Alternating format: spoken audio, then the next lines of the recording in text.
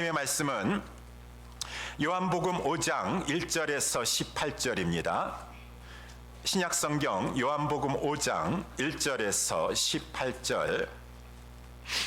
제가 가지고 있는 성경책 신약성경 149면 요한복음 5장 1절에서 18절까지 우리 다 찾으셔서 저와 여러분들이 한 절씩 교독하도록 하겠습니다. 그의 유대인의 명절이 있어 예수께서 예루살렘에 올라가시니라.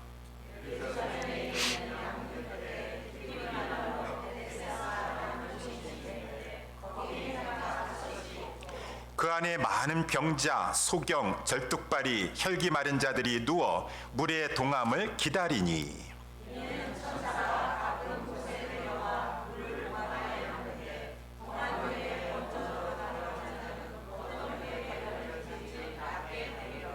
거기 38년 된 병자가 있더라.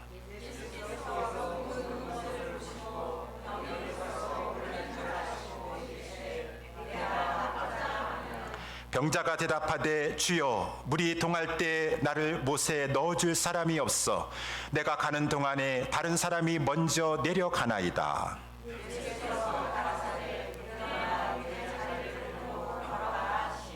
그 사람이 곧 나와서 자리를 들고 걸어가니라. 이날은 안식일이니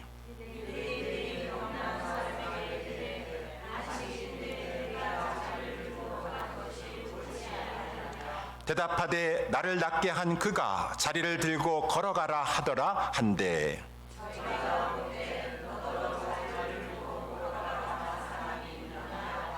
고침을 받은 사람이 그가 누구신지 알지 못하니 이는 거기 사람이 많으므로 예수께서 이미 피하셨음이라.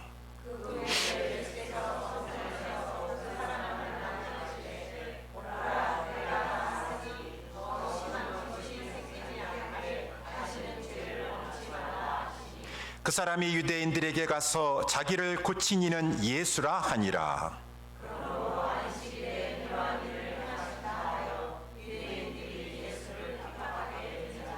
예수께서 저희에게 이르시되 내 아버지께서 이제까지 일하시니 나도 일한다 하시매 유대인들이 이를 인하여 더욱 예수를 죽이고자 하니 이는 안식일만 범할 뿐 아니라 하나님을 자기의 친아버지라 하여 자기를 하나님과 동등으로 삼으심이로라. 아멘. 오늘 본문의 말씀을 가지고 베데스다의 예수님이라고 하는 제목으로 우리 말씀을 살펴보도록 하겠습니다. 우리 예수님께서 갈릴리에서 두 번째 표적을 행하신 다음에 오늘 본문의 1절에 보니까 이제 유대인의 명절을 맞이하여서 예루살렘에 올라오시게 되었다라고 하는 것이죠.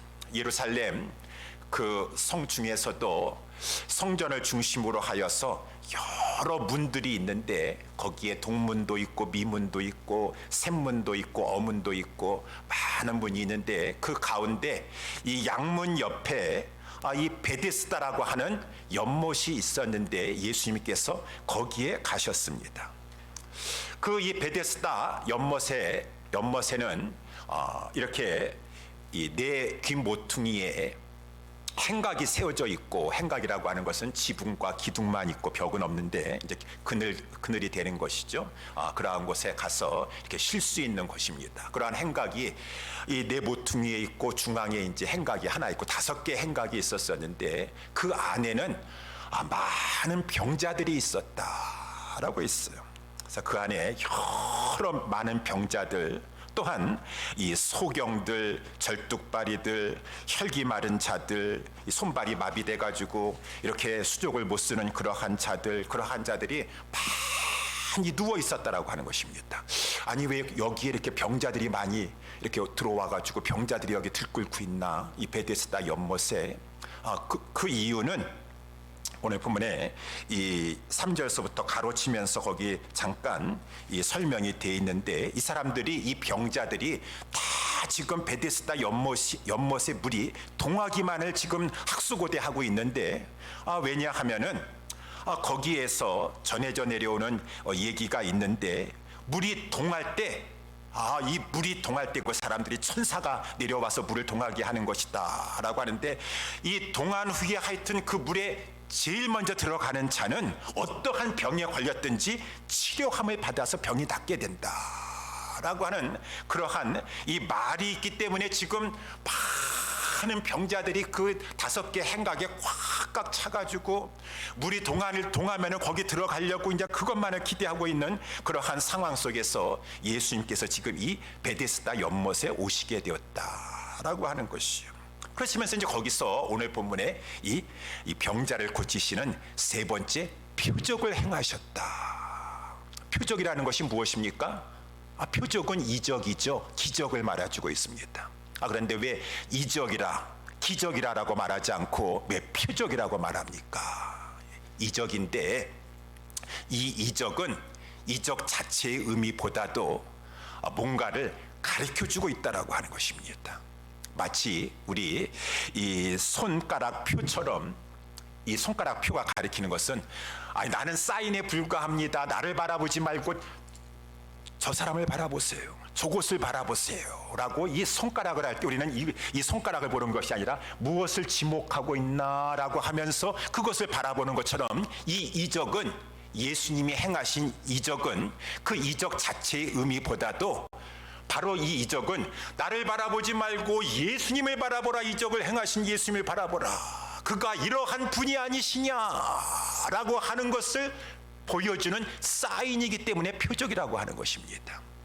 그래서 이제 예수님께서 두 번째 표적을 그 요한복음 4장에서 행하시고 나서 이 세 번째 표적을 행하셨으니 우리는 본문의 말씀을 보면서 이 말씀을 보면서 이 표적에 행하신 이 표적을 보면서 예수님이 누군가라고 하는데 우리는 초점을 맞춰야 된다라고 하는 것입니다. 그러면은 오늘 본문의 말씀을 통해서 이 표적을 행하셨던 베데스다 연못에서 행하셨던 이 예수님의 이 사건은 예수님이 어떠한 분이신 것을 보여주고 있는 것인가 두 가지 점을 살펴보기를 원합니다. 첫 번째는 예수님은 하나님의 아들이시다라고 하는 것이에요.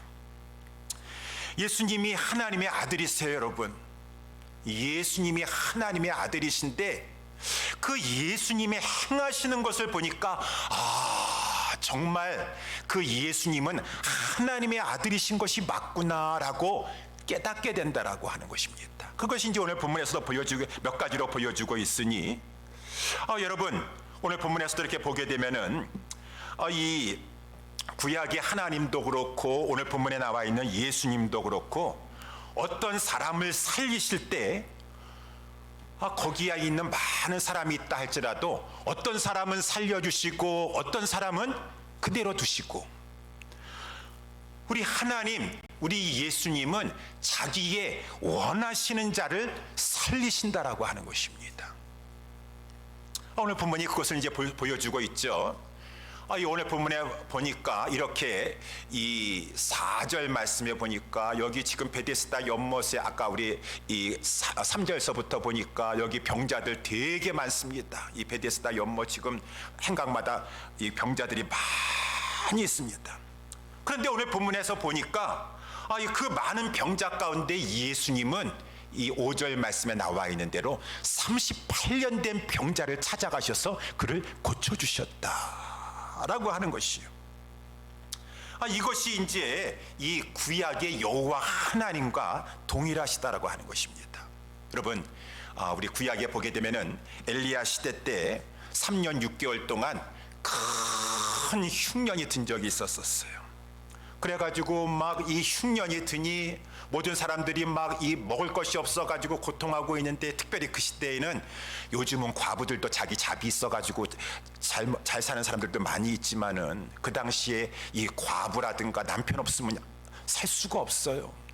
부모 없으면 살 수가 없어요. 고아와 가부가 그래서 불쌍한 자들 아니까 의지할 자들이 없는 그러한 자들인데 더군다나 큰 흉년까지 들었으니 막 이스라엘의 막 모든 사람들이 다 힘들어하고 있는데 과부들은 힘들어요. 더군다나 과부들은 힘들어.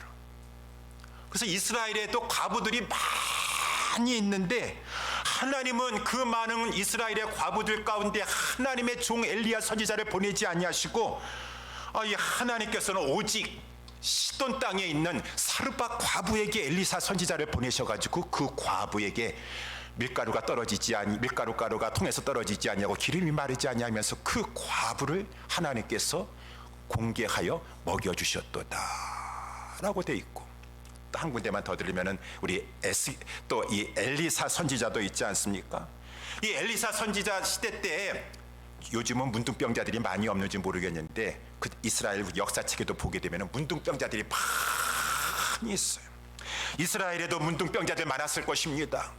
그런데 그 많은 이스라엘에 문둥병자가 있었으되 그 한 사람도 깨끗함을 받지 아니하고 오직 저 어찌 수리아 사람인 나만 장군 그 한 사람은 하나님의 은혜를 입어가지고 깨끗함을 입었더냐.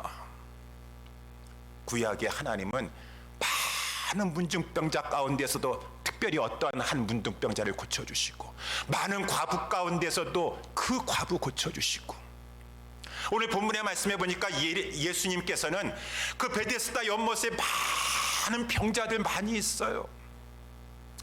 다 일렬로 서가지고 한 사람 한 사람 고쳐주시지. 오늘 본문의 말씀에 보니까 특별히 거기 13절에도 보니까 우리 예수님께서 한 사람 고쳐주고 나가지고 사람들이 막 달려들어가지고 고쳐달라고 할까봐 우리 예수님께서는 치유만을 가지고 사람들 고치는 데 목적이 있으신 것이 아니라 말씀으로 영혼을 구원하길 원하시니까 그 자리를 피하셨도다 라고 이렇게 돼 있다라고 하는 것입니다.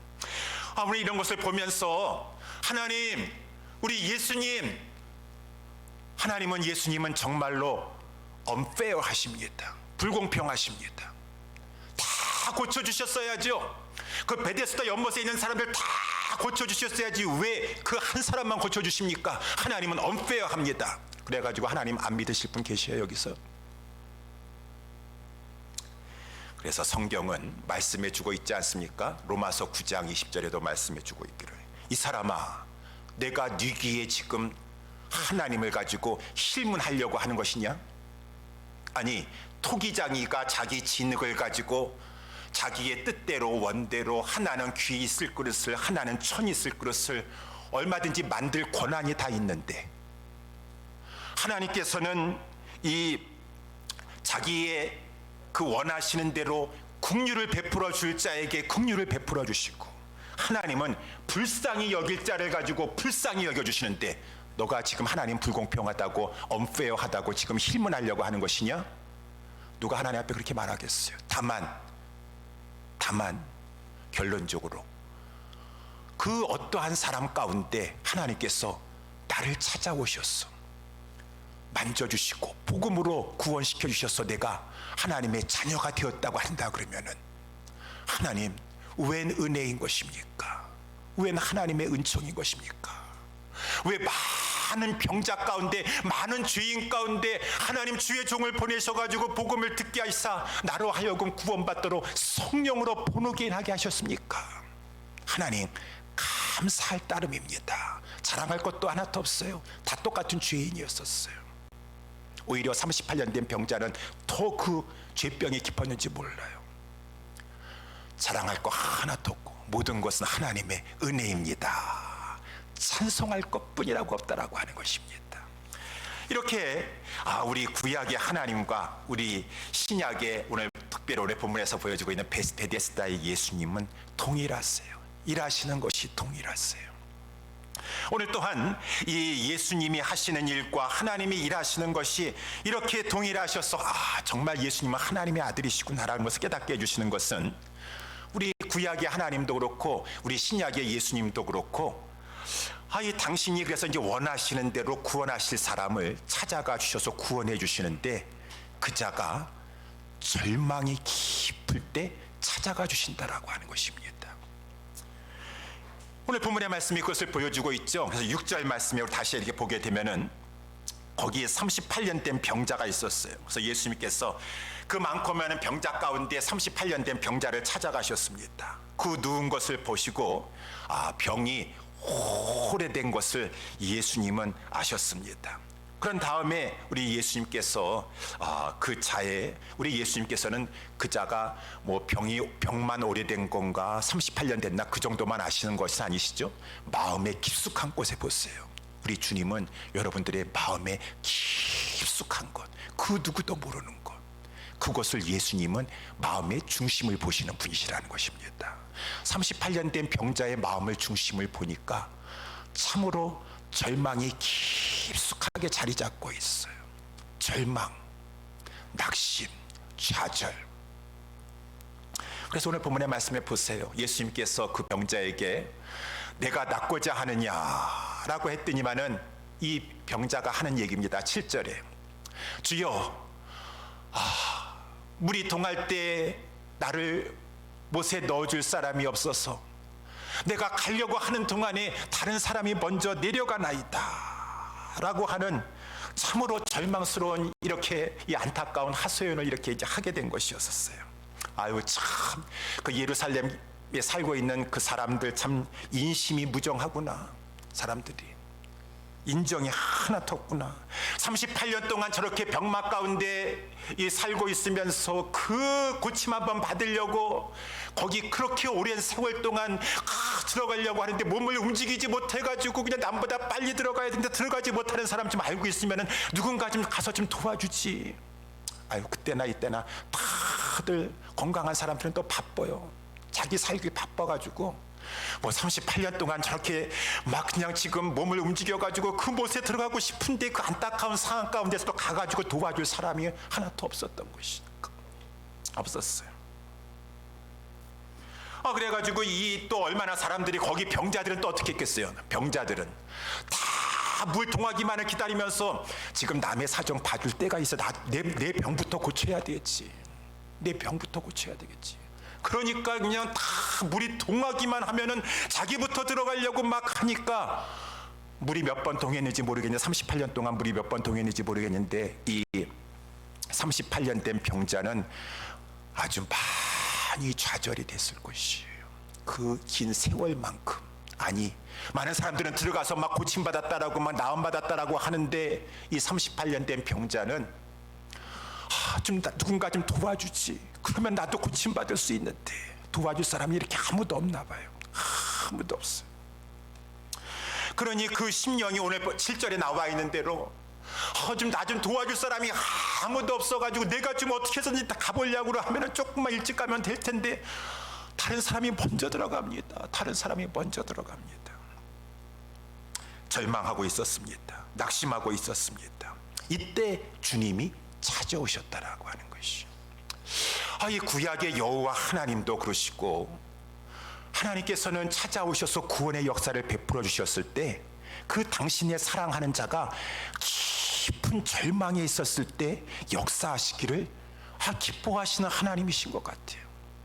구약에도 쭉 아브라함의 얘기도 마찬가지고 금방금방 이렇게 하나님 하시는 것 같아요. 특별히 우리 여호수아 말씀도 보게 되면은 이 이스라엘 백성들이 그 막 이 천신만고 끝에 막 지금 막 통과 에돔 땅도 통과하고 모압 땅도 암몬 자손 땅도 통과하고 막 광야, 신광야, 수르광야, 바람광야 막 다 통과해가지고 이제 가나안 땅만 들어가면 되는 것이에요.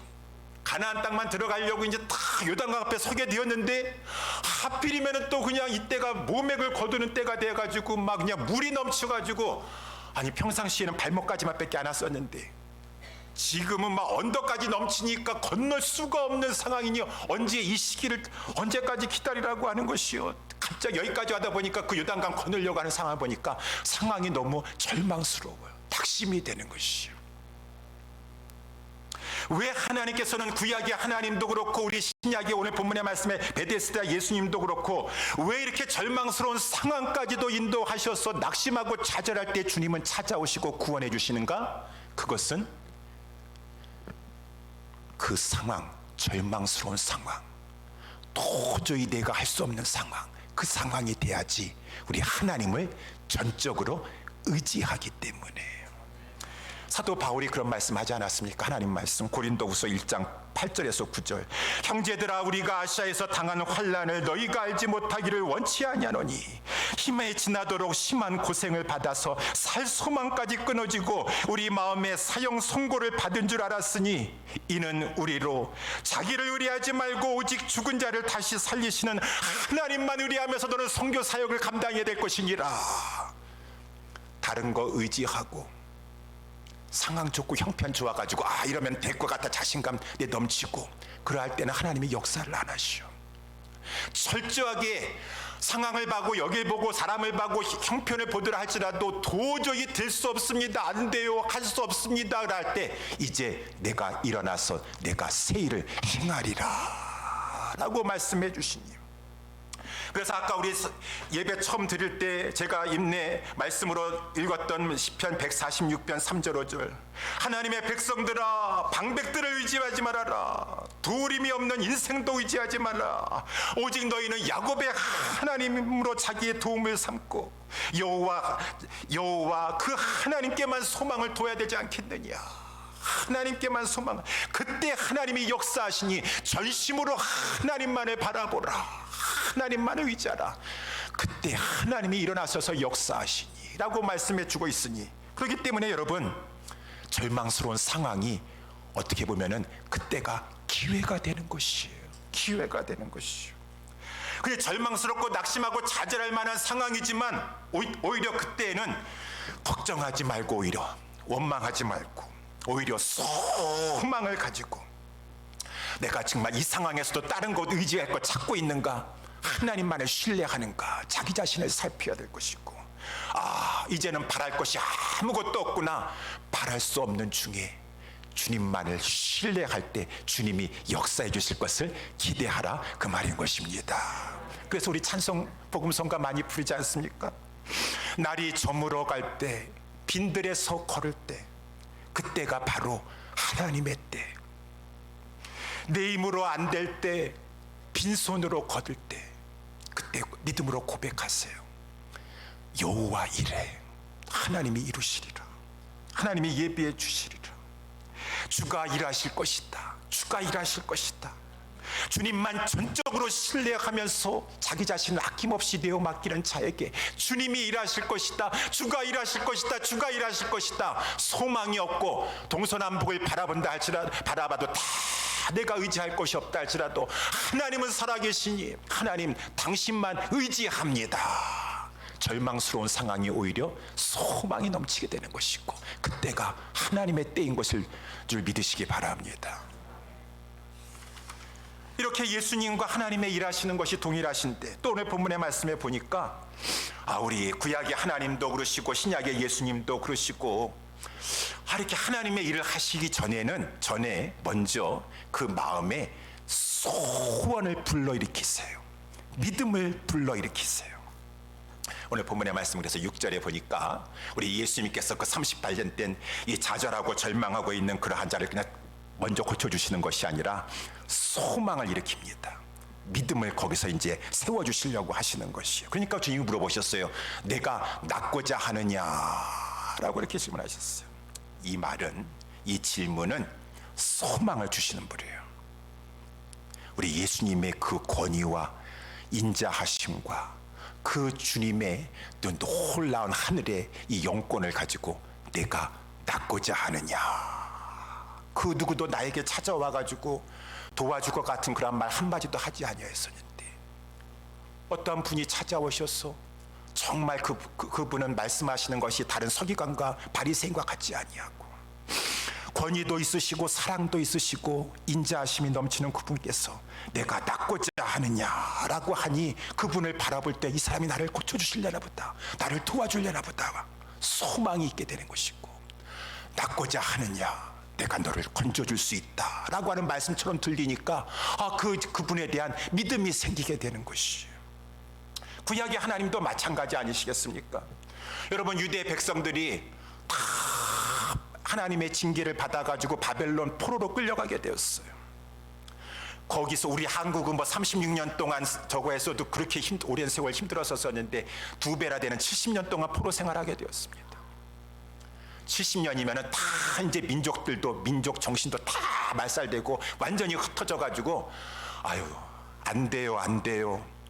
유다 민족이 이렇게 다시 자기의 고토로 조국으로 돌아갈 수 있는 가능성은 조금도 없습니다. 확률적으로 제로입니다. 불가능합니다. 안 됩니다.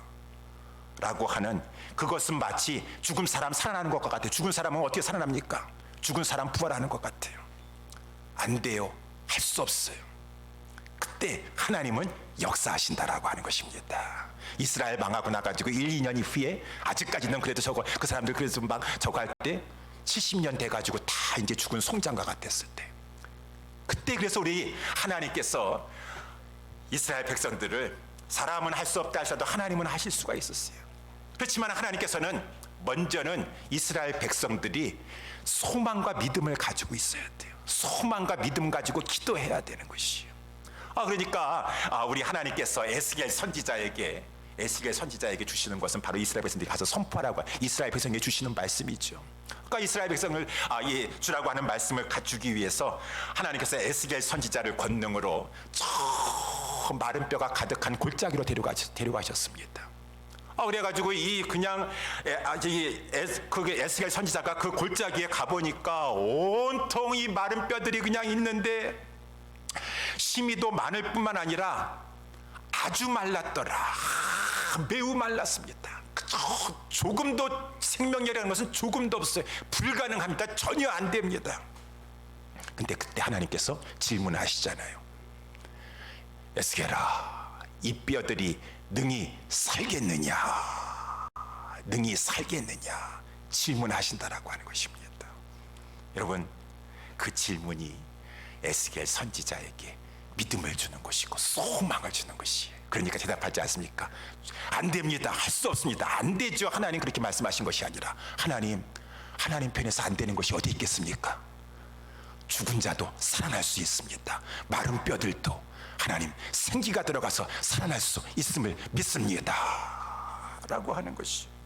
그러니까 주 여호와여 주께서 하시나이다. 지난주 우리 말씀을 살펴본 것처럼 그래요. 부자도 천국에 들어갈 수 없을 것 같이, 그러면 누가 천국에 들어간다고 하는 말입니까? 다 안 될 것 같아요. 그렇지만 우리 주님 말씀하신 것처럼 무릇 사람이 할 수 없는 그것을 하나님은 하시느니라 말씀해 주셨던 것처럼, 오히려 이 하나님께서는 역사하시기 전에 에스겔 선지자에게도 지금 포로 귀환의 역사를 베풀기 전에 너 가가지고 이 환상 본대로 하나님은 죽은 이 마른 뼈들, 심이도 마른 뼈도 얼마든지 일으켜 세울 수 있느니라. 너희들 가가지고 이제는 해방이고 조국 이 광복이고 안 돼요. 할 수 없어요. 상황만 바라고 형편만 바라고 원망하고 불패하고 낙심하고 좌절하고만 있는 것이 아니라 하나님이 함께 하시면 얼마든지 가능하다라고 하는 것을 가서 선포하여서 저들이 믿음이 있어야지, 저들이 소망 가운데 내게 부르짖어야지 나는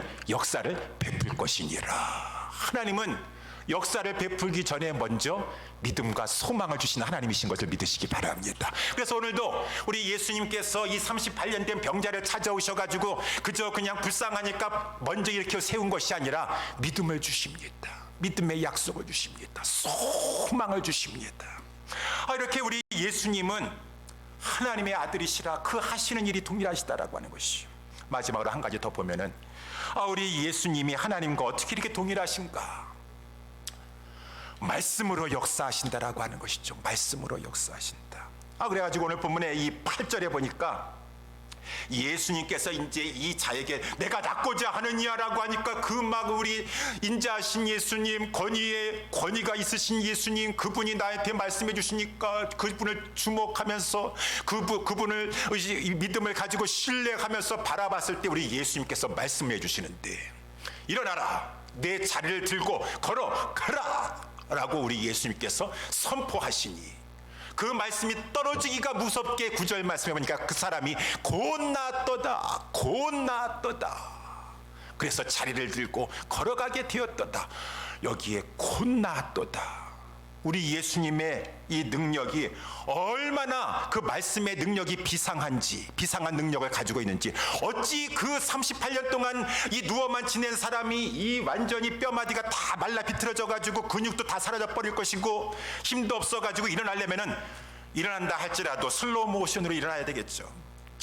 천천히.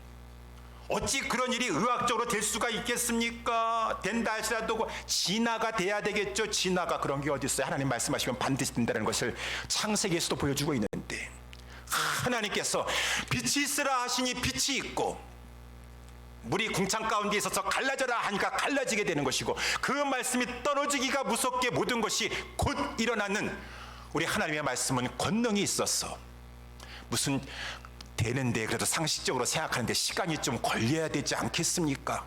우리 예수님, 그 갈릴리 풍랑이 있는 곳에서도 우리 예수님 주무셨다가도 일어나시자마자 그 풍랑을 꾸짖으면서 바람을 꾸짖으면서 잔잔하라고 하니까 그 큰 풍랑이 아주 잔잔해버리고 곧 그 말씀 앞에 순종했던 것처럼 우리 예수님은 하나님과 같이 말씀에 말할 수 없는 큰 권능의 역사를 베푸시는 하나님이시다라고 하는 것을 보여주고 있어요. 여러분, 그래서 우리가 예수님이 하나님의 아들이시고 예수님의 말씀이, 이 복음이 얼마나 큰 권능의 말씀이신가를 저와 여러분들은 믿어야 된다라고 하는 것입니다. 우리가 오늘 본문의 말씀이 이 5장 24절에 보게 되면은 내가 진실로 진실로 너희에게 이르노니 내 말을 듣고 또 나 보내신 이를 믿는 자는 영생을 얻었고 심판에 이르지 않으니 사망에서 생명으로 옮겼느니라. 아유, 영생을, 그 말할 수 없는 큰 영생 얻는데 어떻게 똑딱 그 순간만큼 그 순간에 곧 되는 것입니까? 영생을 얻으려면 좀 많은 시간이 걸려지지 않을까요? 그런 게 있어요. 예수님의 말씀이 얼마나 권능이 있는데, 죽은 자를 살리시는 말씀이신데, 38년 된 병자, 아니 70년 된 병사를 하시라도 말씀하시면 벌떡 일어나게 되는 역사를 가지고 있는데, 예수님의 말씀을 증거하여 하나님이 살고자 하시는 그 자 있을 텐데, 복음에는 하나님의 능력이 나타났고 하나님의 말씀은 살아서 운동력이 있었어. 그 영혼, 그 즉시로 사망에서 생명을 옮기게 하시고 죄와 허물로 죽었던 자가 영생을 소유케 하시는 즉각적인 역사를 복음 앞에 하나님께서 베풀어 주신다라고 하는 것입니다. 그러니 하나님의 이 말씀의 권능의 역사가, 우리 주님의 권능의 역사가 얼마나 큰지요. 오늘 25절에도 보니까 진실로 진실로 너희에게 이르니 죽은 자들이 하나님의 음성을 들을 때가 오나니 곧 이때라. 옛날 후가 아니라 이때래요. 지금 우리 신약 시대라고 하는 것이에요. 죽은 자들이 막 살아나잖아요. 저와 여러분들도 죽었었어. 죽을 뻔한 게 아니라 죄와 허물로 죽었었다고.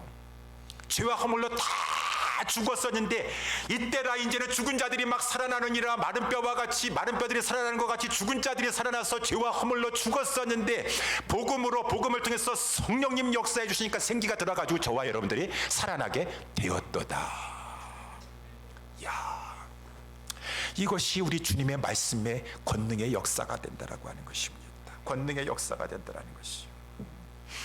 그래서 우리 주님의 이 말씀에, 우리 주님이 마지막에 재림하실 때에도, 그래서 8절 9절 이를 기이 여기지 말라. 뭘 기이 여겨? 하나님의 말씀은 천지창조의 그 능력의 말씀이었었고, 우리 예수님은 이 베드로의 장모 고쳤을 때도 베드로 장모가 열병이 들어가지고 그렇게 누워만 있었었는데 우리 예수님께서 고쳐주시니까 즉시로 일어나가지고 좀 기운을 차려가지고 좀 이제 좀 쉬다가 이제 즉시로 나가지고 예수님 수종 들었잖아요. 우리 주님의 능력은 인간의 능력을, 생각을 초월하는 것입니다. 우리 주님이 마지막 재림 때에도 재림하실 때 그의 음성 한마디로 다 죽었던 자들 무덤 속에 들어가 있는데 다 그 죽은 자가 살아나게 되는데, 수천 년 동안 죽었던 그 자들이 다 죽었던 자들 할지라도 천지를 창조하셨던 그 창조주의 이 권능, 이 재림하셨을 때 심판자가 이제 그 모든 사람들을 다 무덤에서 일으키는 그 권능, 말씀 한마디면 되는 것이에요. 말씀 한마디면. 예수님의 말씀이 이렇게 권능이 큰 거예요. 하나님의 말씀이 살아서 운동력이 있습니다. 이 말씀의 능력을 우리는 믿고 의지해야 되는 것이에요. 그랬을 때 28절 29절에 나와 있는 것처럼 무덤 속에 있는 자가 다 주님의 음성을 듣고 나서 죽은 자가 다 벌떡벌떡 살아나게 되게 해주겠어요. 선한 일을 행한 자는 생명의 부활로, 악한 일을, 선한 일이라는 것은 예수 믿고 예수님의 성령의 인도하심을 따라서 성령의 열매를 맺으면서 살았던 자들은 다 생명, 영생의 부활로 살아나가지고 영생에 들어가게 되는 것이고, 예수 믿지 아니하는 악한 자들은, 악한 일을 행한 자는 결국은 심판의 부활로 영원한 지옥 불못에 들어가게 될 것이니라. 그 이 모든 것들을 예수님은 말씀 한마디로 하신다. 야, 우리 예수님이 하나님의 아들이시구나. 천지창조의 하나님의 아들을 똑같은 말씀의 권능을 가지고 계시는구나. 여러분, 우리가 이렇게 사랑하고 우리가 따라가고 있는, 우리가 정말로 사모하는 이 예수님이 이러한 크신 하나님의 아들이신 것을 믿으시기 바랍니다. 우리 예수님이 이렇게 하나님의 권능이 있어요. 하나님의 아들이 있어요. 이 두 번째, 이제 오늘 본문에 크게 두 번째죠. 그래서 우리 두 가지 점을 살펴보기로 하는데, 베데스다의 예수님은 이렇게 하나님의 아들이셨다라는 것을 말씀해주고 있고, 또한 이 베데스다의 예수님은 우리에게 생명을 주시고자 하시는 분이시다라고 하는 것이. 그래서 이제 원래 보면 나머지 부분을 이렇게 보니까 이렇게 9절 말씀에 보세요. 9절 말씀에 보니까 이렇게 이제 38년 된 병자를 고치신 날이, 이 날이 안식일이었었다라고 하는 것이요. 그래가지고 이제 10절 말씀에 보니까 이제 이 유대인들이, 거기서 이 유대인들이 바리새인들이니까 서기관들이니까 이것을 보고 나가지고, 특별히 지금 이제 이 병 나은 사람이 자리를 들고서 이제 걸어가는 것을 보고 나서, 아니 잠깐 일로 와봐요. 아니 지금 오늘이 안식일인데 너가 지금 자리를 들고서는 걸어가느냐? 아니 하나님께서 말씀하시기를 안식일에는 이 아무것도 들고 가지 말라고 했는데 왜 자리를 들고 가느냐? 너가 안식일을 지금 어겼도다라고 이 자리를 들고 가는 것 때문에 지금 이 사람들이 막 문제를 삼는 것이에요. 그래가지고 이제 이 병 나은 이 병자가 이제 나은 사람이, 이 38년 동안 병자였던 사람이 11절에 대답하죠. 아니 나를 낫게 한 그 사람이 이 자리를 들고 가라고 그래가지고 내가 이렇게 지금 들고 가는 것입니다 라고 사실대로 얘기하게 되었어요. 그랬지만은 이 유대인들이 막 너더러 지금 자리를 들고 오라고 한 자가 누구냐? 그 사람이 누구냐라고 이렇게 말을 하는 것이죠. 그러니까 병 나았던 그 사람이, 나는 그 사람이 누군지 모르겠어. 그래서 그 사람은 예수님의 이름을 몰라요. 예수님을 몰라요. 그리고 예수님께서는 그 병자를 고치신 후에 거기 병자들이 많이 있고 사람들이 많이 있어가지고 또 막 병자 고쳤다고 하니까 많은 사람이 막 내 병도 고쳐달라고 하면서 막 옳고 막 지금 그럴까봐 우리 예수님께서는, 우리 예수님이 아까 말씀하신 대로 말씀을 통해서 믿기를 원하지 병만을 통해서 믿게 되기를 그렇게 원치 않으세요. 물론 병자도 고치시지만. 그러니까 예수님께서 그 자리를 피하셔가지고 우리 예수님을 지금 이제 볼 수가 없게 되었어요. 이렇게 하면서 이제 오늘 이 말씀에 이렇게 보니까 이 자리를 들고 가다가 걸려가지고, 자리 들고 가는 것 때문에 문제가 됐다고 말인 것입니다. 우리 예수님께서 왜 자리를 들고 가라고 하셨는가? 우리 복음 성가에도 있지 않아요? 일어나 걸으라. 일어나 걸으라고만 말씀하시면 되지 왜 일어나 자리를 들고 가라고, 그 자리들은 이렇게 뭐가 이렇게 저거 하시다고. 우리 베드로 사도는 사도행전 3장에도 보니까 이 성전에 기도하러 갈 때 나면서부터 안증뱅이 된 자 거지가 있었었는데 그 자를 바라보면서 나사렛 예수 이름으로 걸으라 라고 했었는데, 우리 예수님도 그냥 걸으라라고만 말씀하시든가, 일어나 걸어가라 라고만 말씀하시지 왜 거기다가 자리를 들고, 그 자리가 이렇게 뭐가 이렇게 비싼 것인가, 왜 자리를 들고 가라 그래가지고. 자리를 들고 가면 저 사람들이 하는 말도 일리가 있어요. 거기 느헤미야서 13장 같은 데 보거나 예레미야서 17장에 보게 되면은 이 안식일에는 아무 짐도 치지 말라 그랬었어요. 그래서 저들이 말하는 것은 성경적인 근거가 있는 것이에요. 그렇지만 엄밀하게 따져보면은 느헤미야의 말씀도 그렇고, 우리 옛날에도 느헤미야 말씀 살펴봤지만, 그때 이 짐을 들고 가지 말아라 라고 하는 것은 느헤미야가 이 예루살렘을 중건을 하고 막 개혁을 하고 나가지고 이제 1차적으로 일을 마치고 다시 페르시아로 갔다가, 그래도 또 예루살렘에 걱정되어서 와보니까 이 사람들이 또 안식일을 막 어기고 있어요.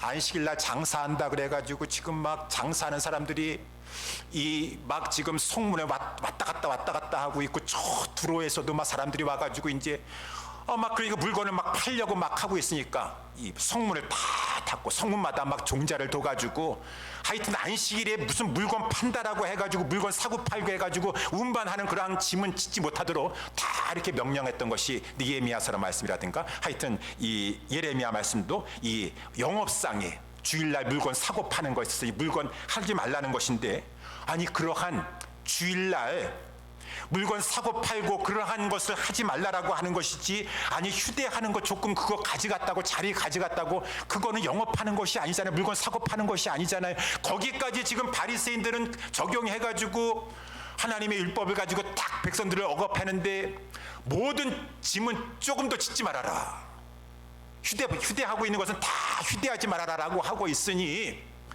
어떻게 보면 그것은 너무 성경을 과하게 해석한 것이죠.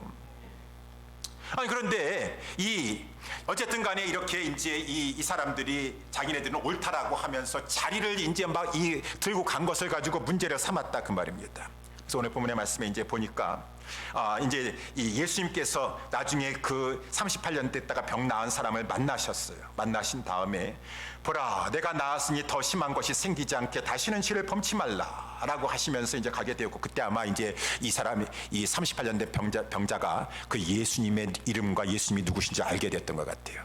그래서 이제 이 사람은 아마 순수한 마음으로 가가지고 고자질하려고 하는 마음으로 말한 것은 아니고, 그렇다고 한다면 내 짐을 지고 가게 한 사람이 예수였습니다, 그렇게 말했을 거 아니겠습니까? 그렇지만은 예수님을 증거하려고 하는 차원에서 나를 고쳐주신 이가 예수셨습니다, 예수라는 분이셨습니다 라고 이렇게 말을 하게 되었더니만은 이제 이 사람들이, 이 유대인들이 예수님에게 찾아오게 되었어요. 그때서부터 이제 핍박이 일어나게 되었다. 그래서 이때서부터 핍박이 일어나게 되었어. 핍박이 일어나게 되었어.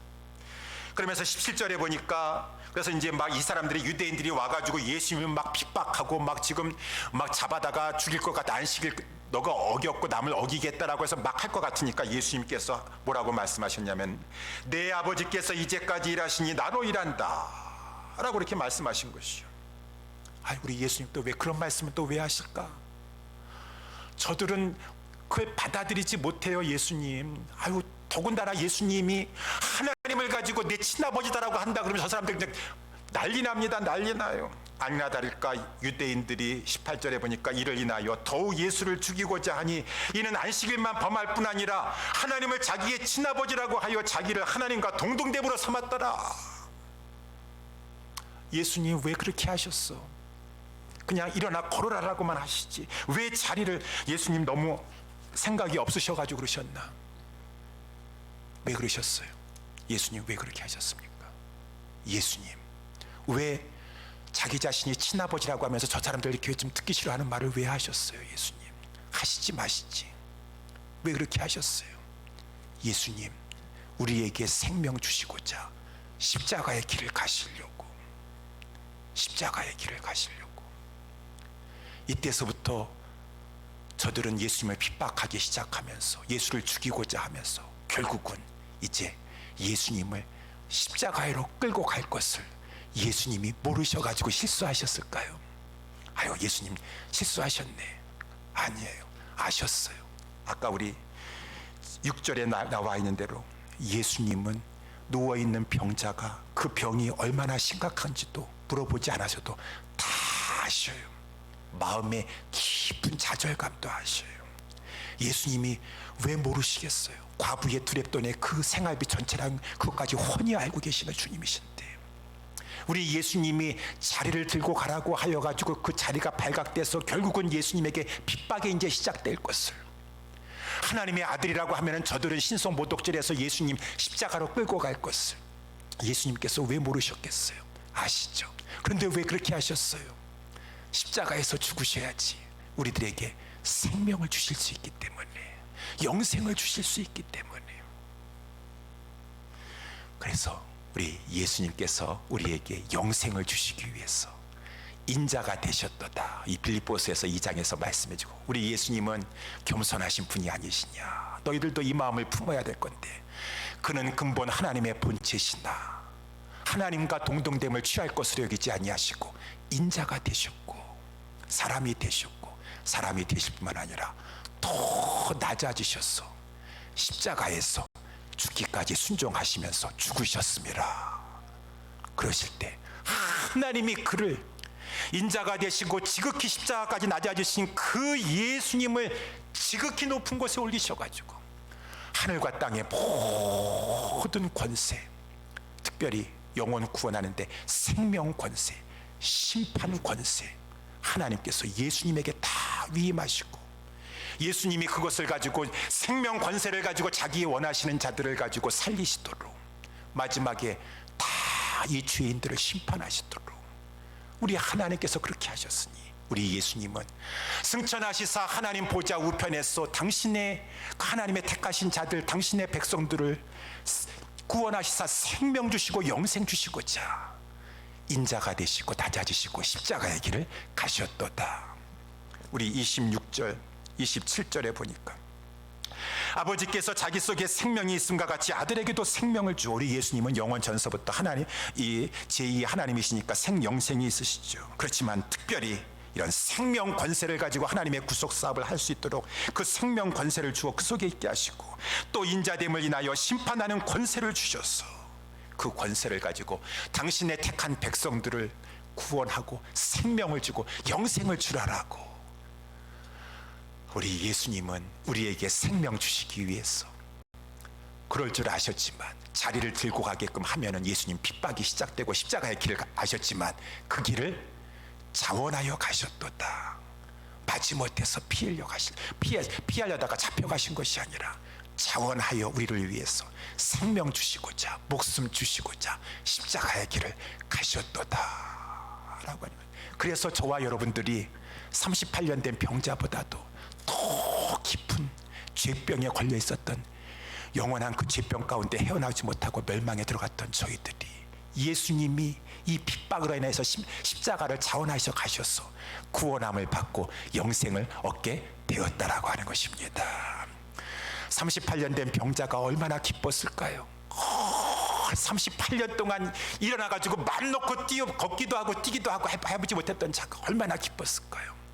우리에게는 영생의 기쁨, 생명의 기쁨, 말할 수 없는 큰 구원의 기쁨 주님이 주셨습니다. 우리 주님은 우리에게 영생을 주시고 영생의 기쁨을 누리시길 원하셔서 마지막으로 한 가지 당부 말씀하시더라고요. 오늘 본문의 말씀 14절에 보니까 그 병 나은 자에게 우리 예수님 다시 만나셔서, 보라, 내가 나았으니 더 심한 것이 생기지 않게 다시는 죄를 범치 말아라 라고 이렇게 말씀하셨어요. 이 말씀은 38년 전에 이 사람이 무슨 큰 뭔지 모르겠지만 죄를 범해가지고 그것 때문에 병이 났으니까 38년 전에 그 병으로 이어졌던 그 죄를 이제 다시는 짓지 말라라고 하는 그 말씀이 아니라, 이 말씀의 이 원어의 뜻은 38년, 지금 조금 전에 예수님에게 고침 받기 전까지 계속 죄를 지었어요. 계속 죄를 지었어요. 이제는 그 병에서 고침받았으니 이제는 그 죄 다시는 짓지 말아라 라고 했으니, 그 죄는, 그 병은 어떠한 병인지 모르겠지만 그 죄는 바로 불신죄다. 하나님을 믿지 아니하는 불신죄다.